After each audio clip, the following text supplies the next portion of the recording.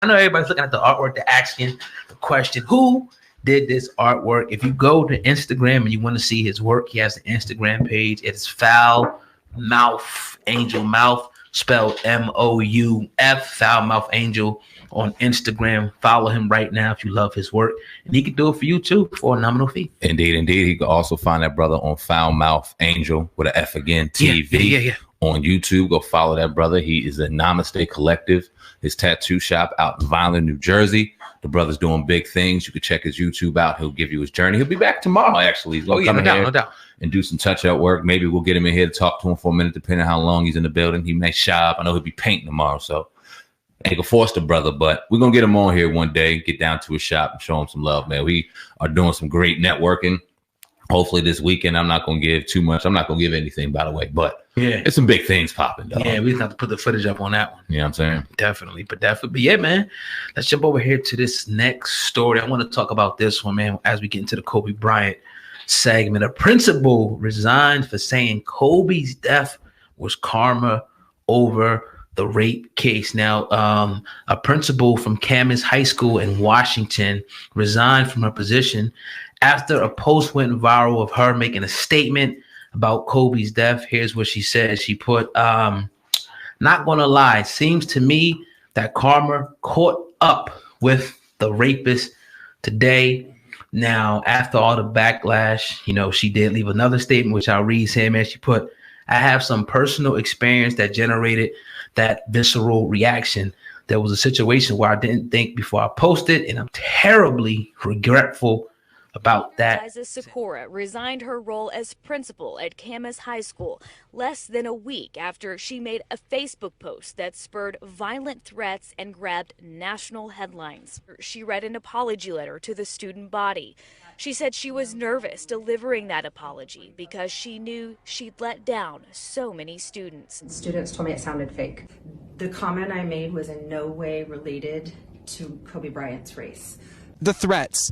One social media post that the district looked into said, just posted the school's info and told people to do what they have to do. Do you still feel like Kobe Bryant deserved to die? And that was not my intent. I guess when I think of karma, I think of what comes around goes around. Like I said, I posted the comment before I had any details. So it was in poor taste. I regret that. That apology rang hollow to some students. It just seemed really fake and just manufactured, both the email. Saying, man, this is maybe the fourth or fifth story that I've seen where somebody has disrespected Kobe and has tried to retract. What do you think about this one going public and going viral? It's just another act and another way to try to smear this brother's legacy. Point blank, period. You got some people that they hear an allegation and without getting proper knowledge or getting proper evidence to the case, deem somebody guilty, whether they're proved innocent or not. And kudos to whoever decided to do the damage, whether you want to put it on the young lady or whoever, but the damage was done. Now, people will ask, well, Sam, why are you not being sensitive to the victims? No, I'm very sensitive to victims. I have a lot of compassion, and I feel bad for women who are victims of hellacious assaults. Absolutely. But I do not victimize motherfuckers trying to look for financial gain out of situations. Now, we talk about that case back in 2003 in Eagle, Colorado. Mm-hmm. He said it was consensual. You know what I mean?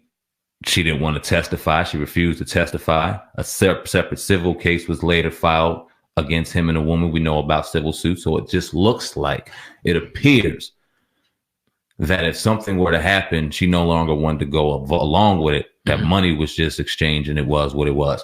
This doesn't seem like a situation in the case that we have a victim here. And what a lot of people fail to realize, and I'm not even going to go here with the word I'm looking for, but a lot of very strong, dominant alpha females, I guess we could say, have a problem with letting that shit go.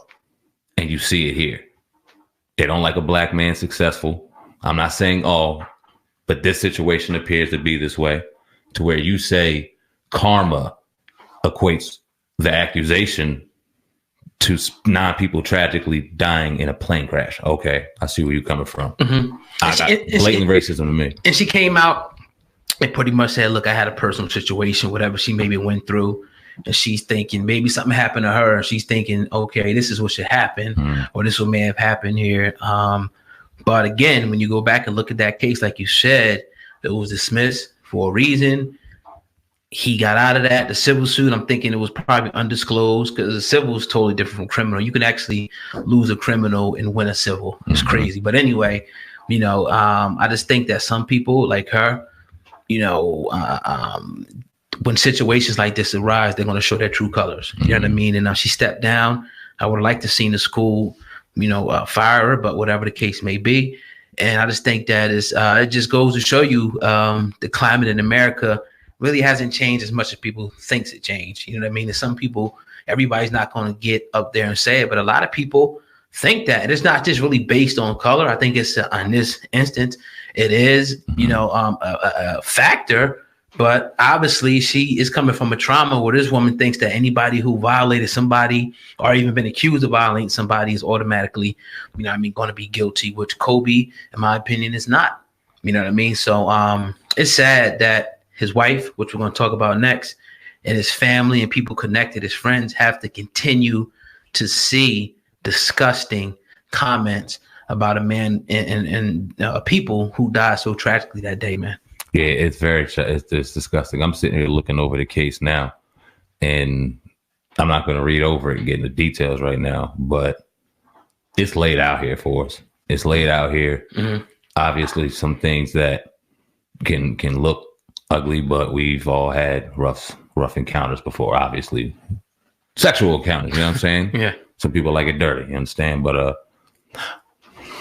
we can't sit out here and act like, SamAnt, that some people are not out for financial gain in certain situations. Now, we are very sensitive to anybody who's ever a victim of something like that, but we also are very aware that there are people who can lie and people who can look for financial gain years down the road, you know what I mean, or even at that time, because they know the situation and they know that there's a big bag or big purse to be gained by perpetuating this lie against somebody, or they could have been told. You never know the situation. So we always want to look at all sides of the spectrum, as opposed to just, you know, being biased on one side.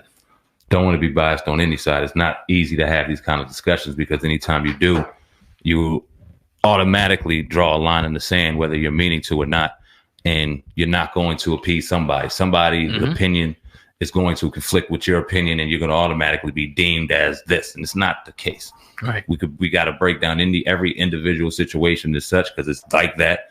Not every accusation is true. Not every accusation is false. We got to look at it each individual way and give our opinion based off of that, man. But nobody, absolutely nobody here wants to see any woman, any child, any person violated in any kind of way. Not at all. You know what I mean?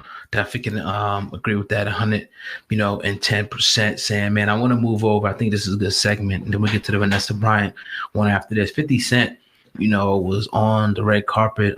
Access Hollywood caught up with him, and he asked him about Gayle King's interview, asking Lisa Leslie a question. I'm going to play the clip here, and I'll get your opinion. These people. I saw that you Instagrammed about Gayle's interview with Lisa. I don't understand what the goal is. To be honest, after his man passed away, what is the goal at that point? Do you think that it's unfair to his legacy? I do. I do think it's unfair. And I'm all for the actual movement and support of the movement. But is it for justice, or is it for revenge? Because there's a point that, you know, the accusation is that they destroy everything. And there's no system involved. We're talking about problems that we have with the system, you know, because the system doesn't work without good people. But if we leave it to the public court of opinion. We were on set. Do you remember when we came? All right, so a little bit there from 50 Cent. I obviously went on a little bit more, but they cut away from that clip for whatever reason. The little bit that he said, SamAnt, how do you feel about that? It's 100% correct. I mean, 50 Cent has been very vocal about the situation. He I think, first started coming at Oprah about the Russell Simmons thing. I think that's when he had enough and was like, yo, Oprah, what's going on? You did the Michael Jackson thing. You did this, you did that. It seems like you have an agenda out here. And then we see the situation with Gayle King, with the questioning of Lisa Leslie. Very, very effed up kind of shit she did, right? And it's fair. And I'm glad that he's very candid and open.